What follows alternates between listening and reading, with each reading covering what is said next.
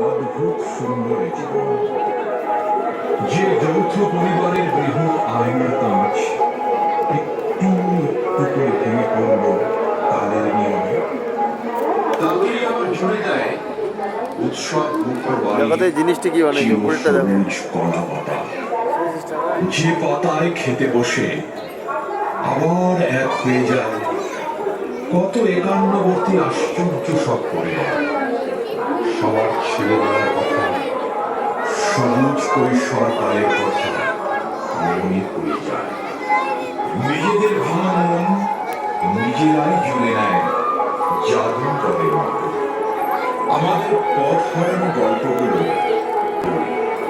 ঘর পথে স্বপ্ন দেখে কলাপাতার